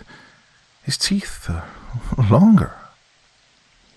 Seamus remained quiet for a moment and assisted Eamon in his search of wisdom in the flames. "We all know the stories of of what lurks in these hills. Nobody stays here after dark. They hurry through quickly to get either side of the pass. This place is eerie, no doubt, and not just because of our friend who roams the dark. The other night I was sure I heard strange calls, maybe howls off in the distance, and not far enough." He shivered then. "Still, we've done well enough. We'll have to move soon.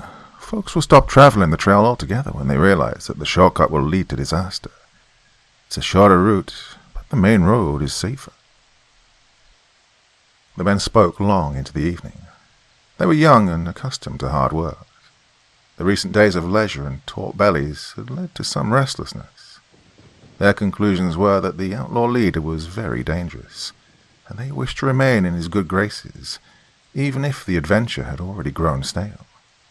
Mostly they spoke of the helplessness they'd learned from those above their station.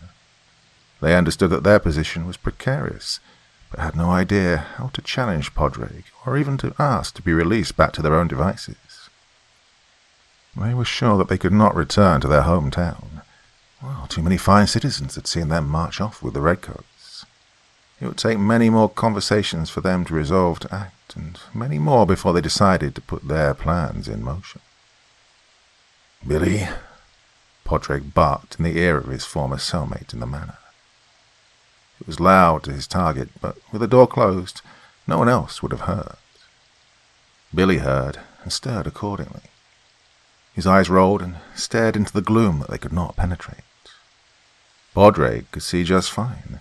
His eyesight had improved dramatically with every draught of the elixir he'd discovered. One draught every other day or so seemed enough to keep him improving himself.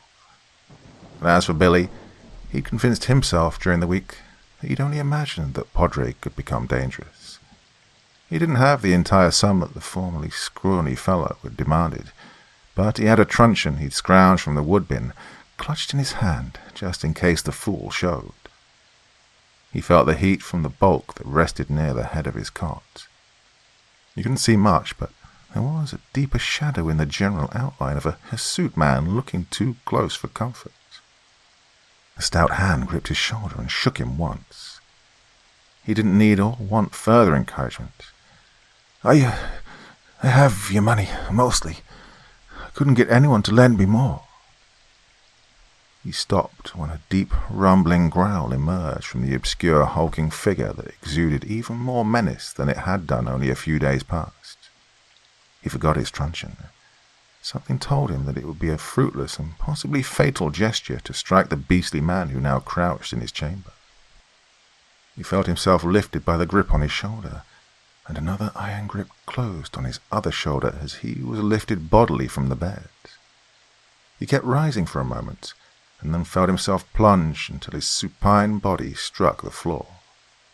His head cracked against the floor, but the primary impact had been across his shoulders.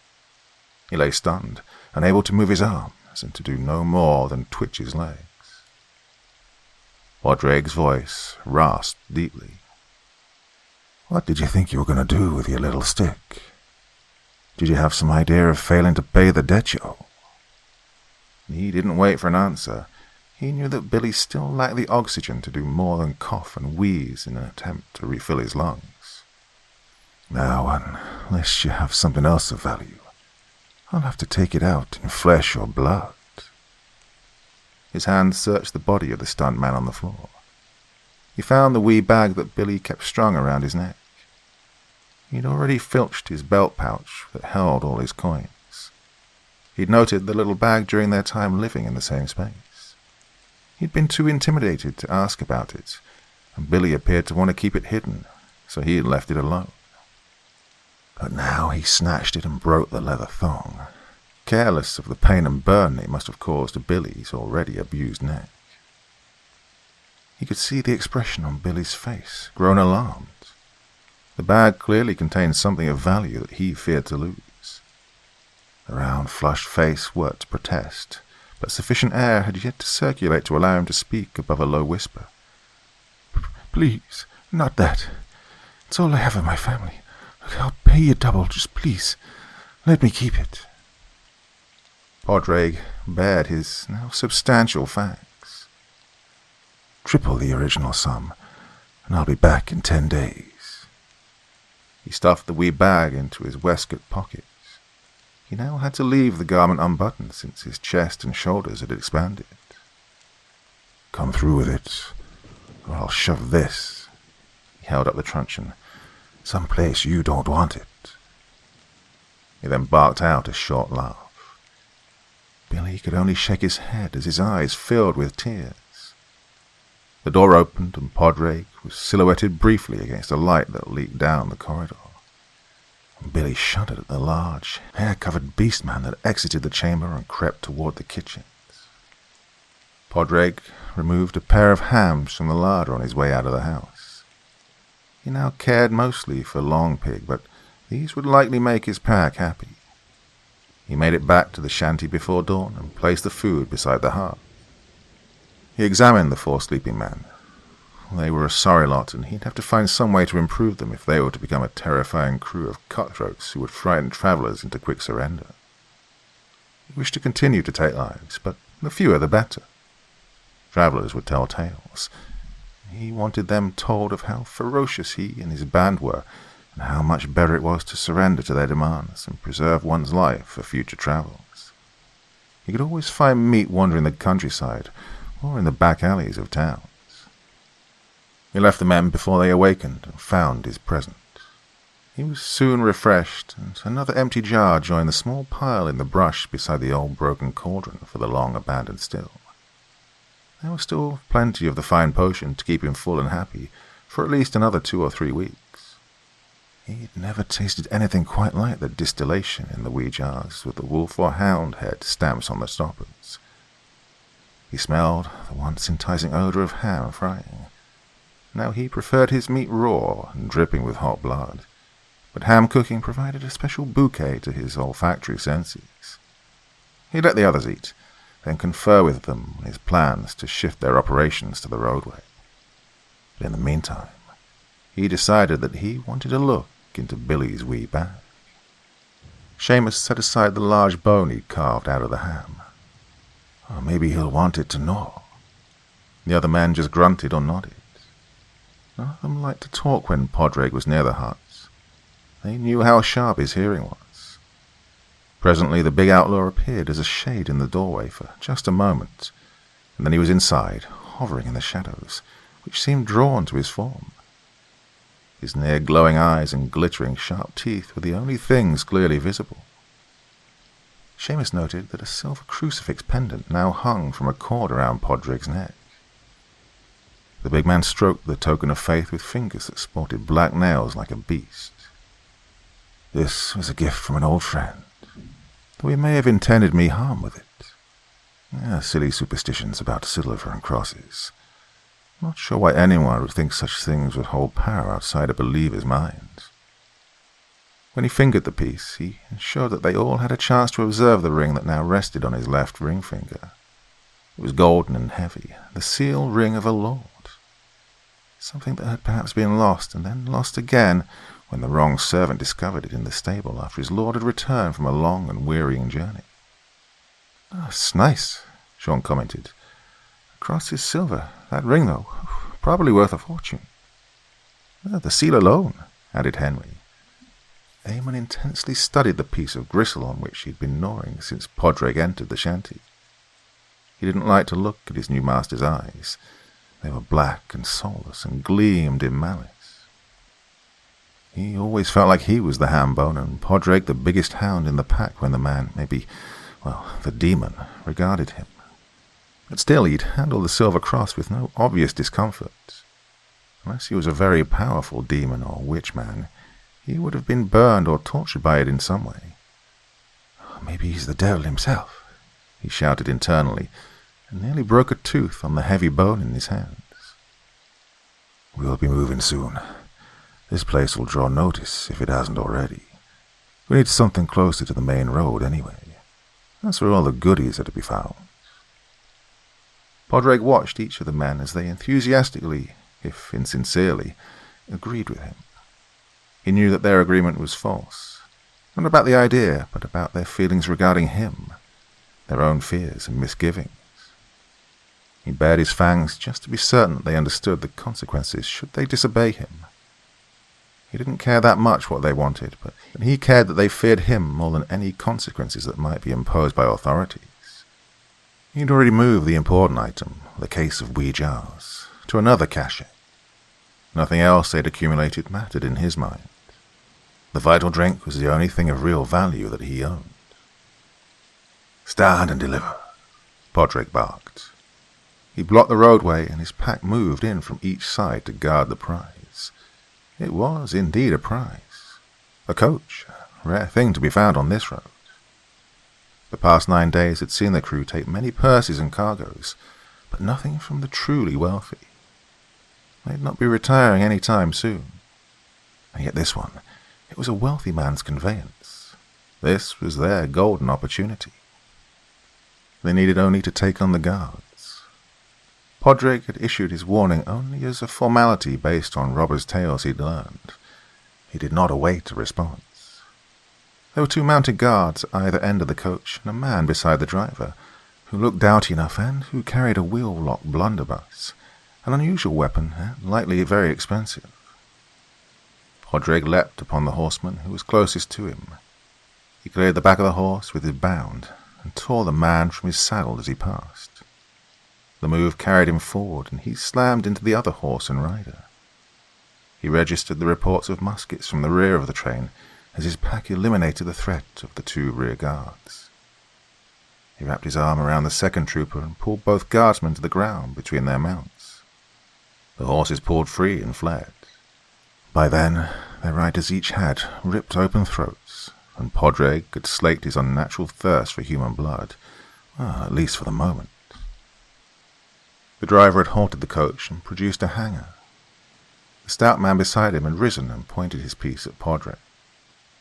Even as he faced off against them, smoke rose from the lock and a blast of fire and lead spat at the highwayman's chest. The impact laid him flat on his back. The driver clambered down and approached what he assumed was a corpse, while the gunner began to reload. He poked at the robber's midsection with the tip of the little sword. He felt himself pulled forward, while a sudden, crushing, wrenching pain in his sword arm crippled his cognizant thought process. Fangs sank into his throat and rent it from side to side. The bandit was worrying his throat like a terrier with a rat in its jaws, and the results were essentially the same. The gunner looked up in consternation as the big man he'd shot rose and casually flung aside the corpse of the driver. "Impossible," his mind shouted. "He had to be dead. At least a few of the balls had struck him and sent him to the ground." He steadied himself and continued to reset the wheel.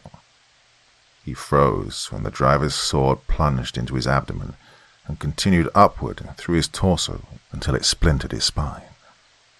The big, hairy highwayman had sprung up onto the carriage and skewered him.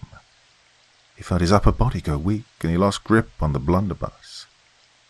He felt nothing new below the place where the blade had severed his spine. And then he rose. Well, he assumed that his soul was ascending to heaven. That was what he believed, even as his body crashed to the hard ground, and life fled to wherever it went at such a moment. Podrick set the brake and jumped back down to observe what his team had accomplished. There had been more gunfire during the episode, and he was curious as to what had happened. The occupants of the coach could wait for a moment longer. At the rear, he indeed found the 2 guards out of commission. One lay crushed under his equally dead mount. The other lay in a crumpled heap, pierced by bullet and blade. And yet his folk had not escaped unharmed. Seamus lay stretched on the roadway, his head split neatly, and a cavalry sabre hilt waved above his carcass like a standard, the blade still wedged into his solid skull. Sean curled around an oozing wound in his gut. He was as good as dead, but would take some time to reach that state unless he was helped from this world. Podrick stepped up close to the young man, who whimpered and prayed. These sounds annoyed him, so he snapped the boy's neck and put him out of his misery. Eamon looked on terrified when his master so casually slaughtered his wounded friend. He was certain that Sean could have been saved. Good young men always healed in the stories. Henry stared for a moment, then shrugged and turned his attention to the coach. It seemed that at least one of the occupants favoured resistance. Indeed, the Earl had chosen to defy his attackers. He was made of the stuff that had led his ancestor to become a peer. He stepped from the coach and struck a dignified pose, rapier poised to deal out death. Podrick and Henry both laughed. They guffawed so hard at the shared humour that the lordly man had no idea how to respond. Eamon stood, shaking his head in fear and revulsion at the entire turn of events. Podrick, who, with the exception of the little hanger, hadn't bothered with a sword much for the past week, plucked the heavy blade from Seamus's cloven head and struck up a pose every bit as dignified and absurd as that of the Earl. The nobleman glared at his opponent and studied him as he'd been taught to do. He looked into the eyes, and they appeared to him as burning black coals. The figure was tall and wore only a torn and filthy waistcoat over short trousers, shredded at the knee. He was covered in hair or some sort of fur garment. His face protruded oddly with some sort of deformity, and his ears were long and pointed, perhaps as a result of the same malady. "Prepare to meet your demise, blackguard," he issued his feeble challenge. "I am the Earl of—" Before he could continue, he found himself flat on his back. The wind knocked from his lungs, and a tremendous weight pressed upon his chest and body. The gaping slavering maw of the bandit leader loomed large in his vision. "Oh, I know very well who you are, my lord. You don't know me. Despite almost 2 years of service I provided to you and your family, 2 miserable years that led me to this desperate profession." The man coughed and wheezed and recovered his breathing, as he stared in confusion at this disreputable reprobate that had attacked him so dishonourably and without proper warning. "I would recall a servant so deformed as yourself. I would never have allowed such as you in my household in the first place." He stopped speaking as the shaggy giant stepped back and hauled him bodily to his feet, and then into the air. His feet dangled in a most undignified manner. He tried to keep them so still that they didn't sway improperly. "Anyone else inside?" the bandit called over his shoulder. Henry had urged Eamon to action, and they'd sidled up to the door of the coach on the opposite side. Henry called out in return. "No, but some interesting containers and appointments." Podrick leered at his erstwhile master. He actually admired the man's bravery in the face of certain death. Perhaps he was simply too stupid to be scared, but Podrick sensed that it was dignity that the man desired to maintain. So instead of shredding his body, he rent the man's garments from him. He left him naked and bruised on the side of the road. he and his men stripped the coach and rounded up the 3 surviving horses of the troopers. None of the beasts would come near while Podrag was close, so he left them in the care of his half-diminished pack. They left the other bodies stripped of valuables and dead where they lay. The draft horses they recruited as pack animals. There was enough treasure to set up the 3 villains for a long time. When they reached their new lair, an abandoned mill near a deserted hamlet that had gone back to the wild, Podred examined his companions as they began to divide the loot. He raised his hand with its long black animal nails. "Stop, Henry. We need to set aside a portion for me. The 2 of you keep what you have. Move on to Belfast or Dublin, and then take ship to foreign lands. Use only coins and keep the other items out of sight until you arrive where you wish to go. Our friends have perished, and you can take their holdings as well. They're secreted near this mill house. If you don't know where, I'll point them out to you. You've been boon companions, but I prefer my own company, as you each know. I believe that it is time to shift to another road and other victims, so it's time to part ways. Well, this little lord has plenty to take, but attacking the likes of them brings unwanted attention." Henry greedily began to shift the items into 2 piles that were mostly equal. It wasn't like Eamon would argue. He was timid. He paused to look up gratefully at his master, but the large being had gone already. At that point, Henry stopped dividing the pile and left the lion's share for himself. He had let Eamon have the little pile in front of him and whatever he'd already collected from earlier heists. Eamon glowered in the way that the put-upon often did when they felt their betters were not watching. Henry caught him. "What? You don't think this division is fair? You're always moping and fearful. The last to act when things get dicey. Take your hideaway coin and get moving. I'll keep the mill for tonight, then it's yours to do with as you like." Eamon pouted, but let the larger, more fit man cow him into submission. He scooped up the small pile that Henry had already set aside for him and slunk from the crumbling structure to find another shelter for the night ahead. Henry, meanwhile, rounded up all the remaining fortunes of the little band of outlaws. It was more wealth than he'd ever seen, yet had he known it would not allow him a life of luxury and ease, at least not a long one. Satisfied, he piled on the last of the firewood. It was cool this evening, and he set up a roaring blaze. There had been food in the coach, rich food, unlike the fare he would typically enjoy. It was a rare old time for him. He slept well and dreamed of avaricious fantasies. Eamon slept in a cold camp, his back curled against the last remaining, if crumbling, wall of the little village. He hugged his pouch to his chest and shivered until exhaustion at last sent him into slumber. Beside him lay a fine pistol he'd filched from the coach, and the gold-hilted rapier of the Earl. The finest of the 3 riding horses and one of the draft horses whickered softly in their hobbles and munched on grass under the stars. Eamon didn't know much, but he was an excellent judge of horseflesh. Podrick, in the meantime, downed one of his last draughts. He had only one left. Each one had left him more beastly and mean in build, yet they'd also gifted him with unimaginable strength. His mind was still his own, most of the time. He tore the ruined waistcoat from his frame and tossed it into the bushes. He had a visit to conclude and an old comrade to set straight. It would be a long night, and it was already nearing evening when he set out. He wondered if he'd pass the Earl along the way. The peer of the realm had managed to clothe himself after a fashion before he set out on his journey. The clothing of the dead guards and driver had not been nice enough for the reivers to pinch, and it had been mostly soiled in the death throes of the men. He now had the overlarge trousers of the coach guard pulled up around his waist and secured with a belt from one of the other men. He removed a torn and bloodied coat from another and pulled some material from the lined walls of the transport to make a ragged cloak. He recovered a small blade from his culinary ware that the highwaymen had dropped in their rush to load the horses and be on their way, and was able to hack away at the cloth he required.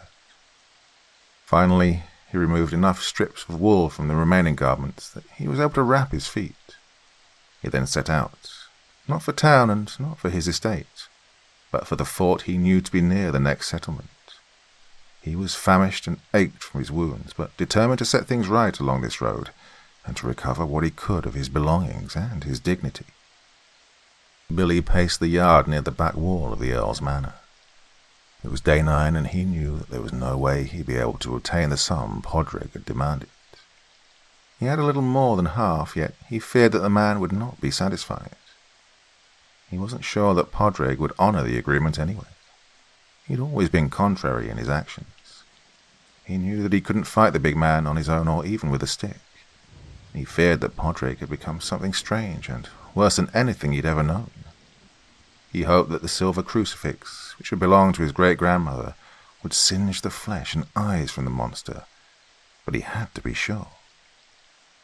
He would have had more money, but he'd invested some in a project. He'd paid the smith to insert a silver penny into the blade of a large dirk he'd obtained from within the Earl's armory. It was a wedge-shaped blade, very sharp from years of stropping and sharpening, and was worn down from a wider, old-fashioned dagger.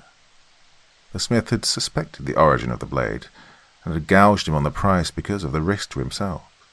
But this was about survival. He couldn't be stingy when it came to preserving his own life.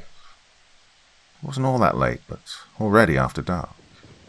There were still lights in the place around the manor and quarters to display that most of the inhabitants were still awake. He caught sight of Molly as she slinked her way toward the constable's quarters. They'd likely marry soon.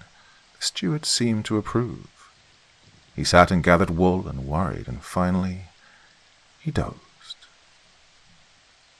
He was awakened by a grunting chortle from a throat that was no longer able to make the sounds the way an ordinary human would. He startled awake and rose. Gruff, barely decipherable words rumbled from a deep chest concealed somewhere in the shadows. "Ah, you've lost some girth, Billy, and your cheeks have gone from round to hollow, like your eyes. Haven't you been eating well, Bucko?" Billy understood who owned that alien voice, despite the metamorphosis in it. I thought you said 10 days. Today was only 9. I have almost all of it," he lied. There was a raspy chuckle. "Oh, but Billy, it is day 10. The midnight chime sounded a while ago. I didn't say what hour I intended to collect my sum. And after last time, I no longer trust you.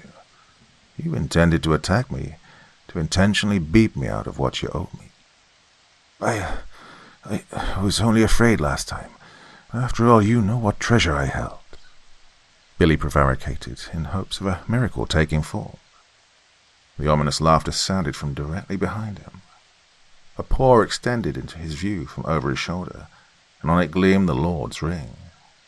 In the palm rested the silver crucifix. Take the cross. It's the one thing on which you told the truth." Billy, quaking in terror, did as he was bid. "And as for the ring," the voice rasped once more, "I have determined to keep it in repayment for the dignity of which I was robbed so many times. I completed the taxation of my former master on the highway earlier today.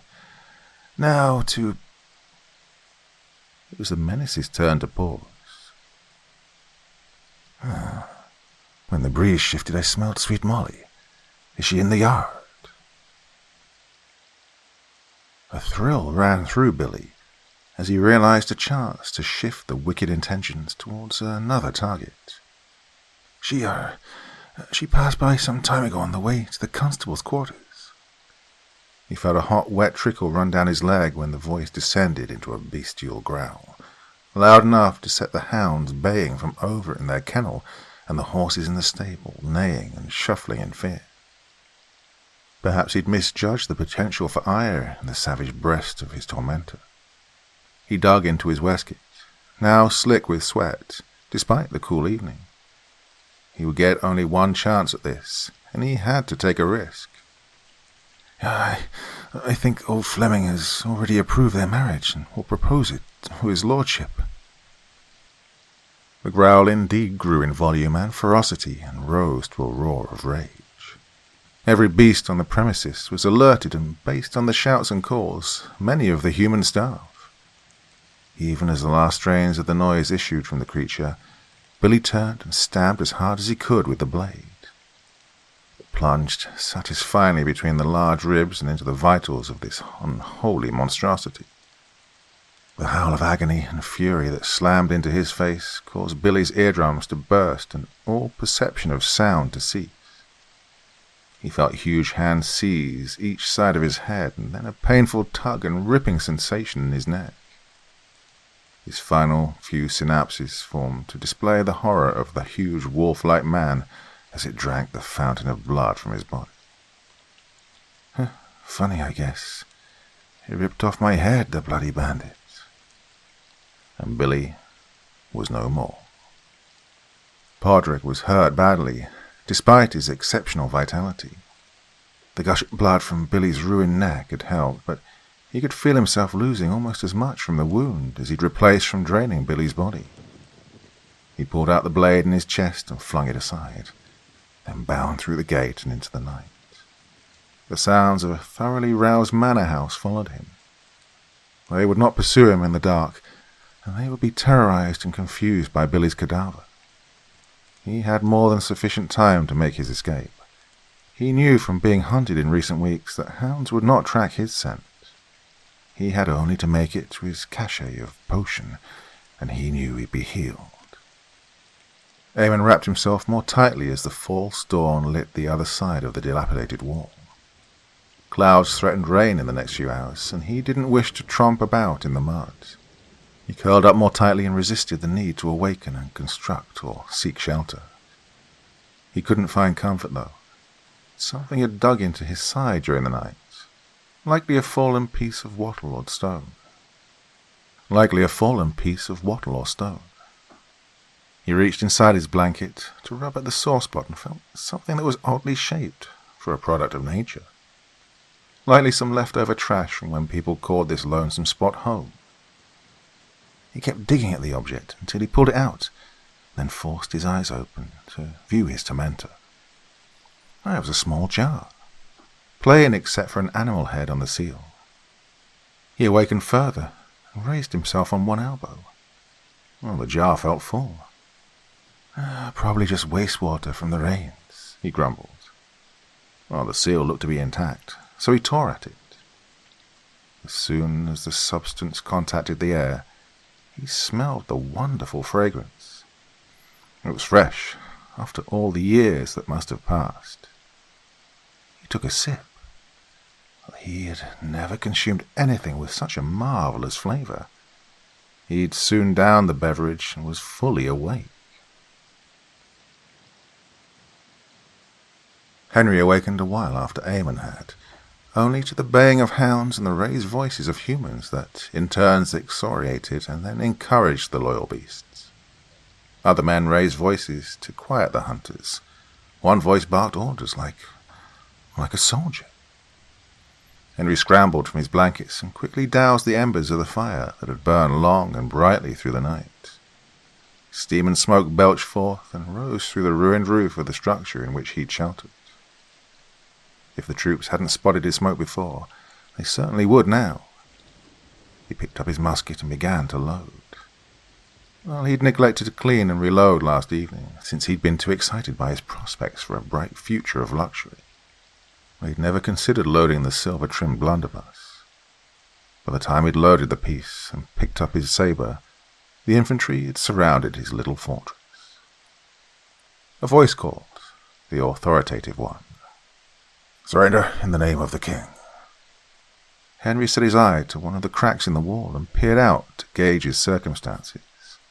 He was indeed surrounded. At best, he could hope to hang for his crimes.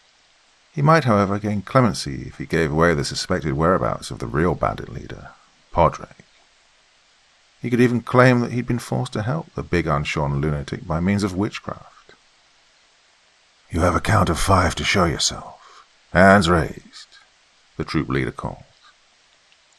And before the count even began, Henry stepped out into the morning light, hands empty and raised. Podrick raced back to the little settlement that had been devoured by the wild some years past.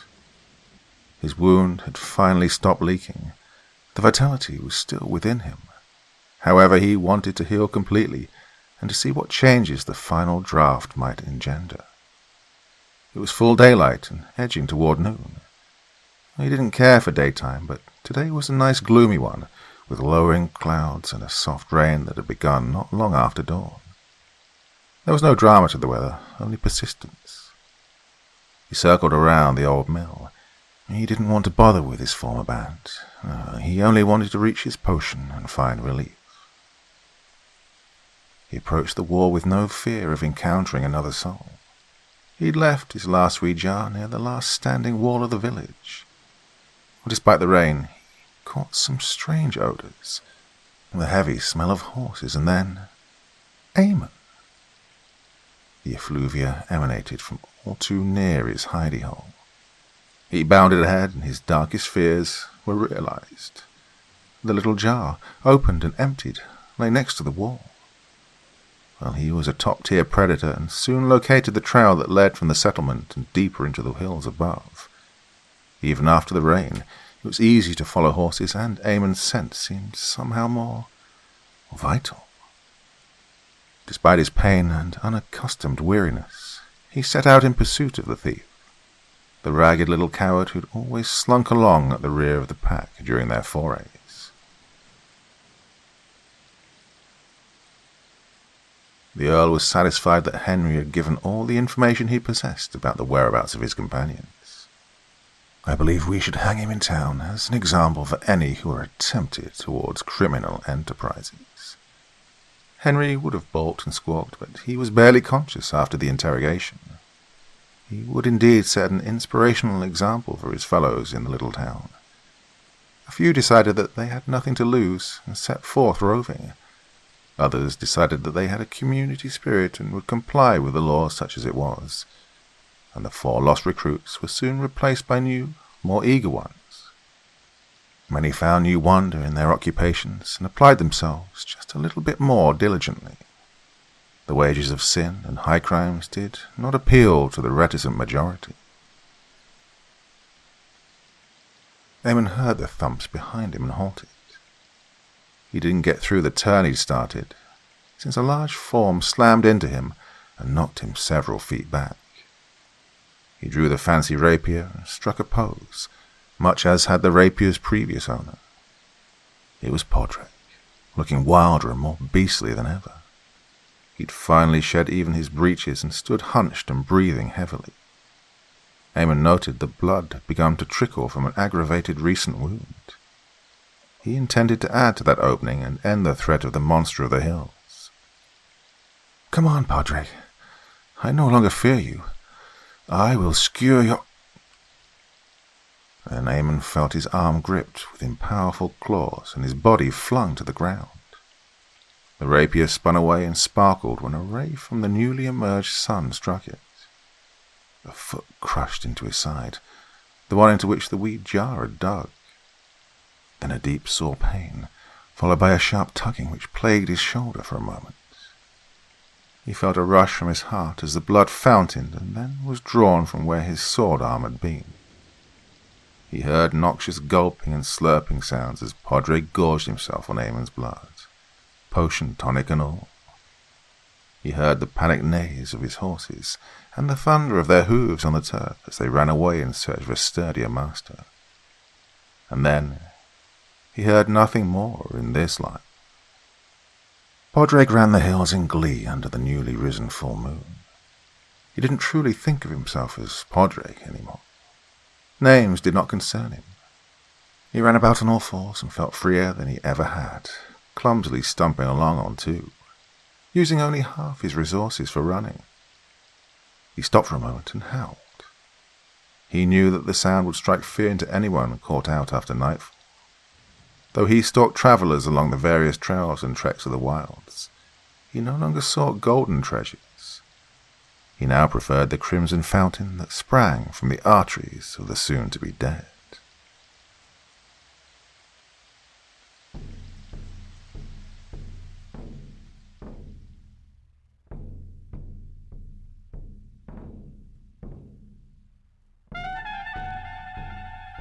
And so once again, we reach the end of tonight's podcast. My thanks as always to the authors of those wonderful stories, and to you for taking the time to listen. Now, I'd ask one small favor of you. Wherever you get your podcast from, please write a few nice words and leave a 5-star review, as it really helps the podcast. That's it for this week, but I'll be back again same time, same place, and I do so hope you'll join me once more. Until next time, sweet dreams and bye-bye.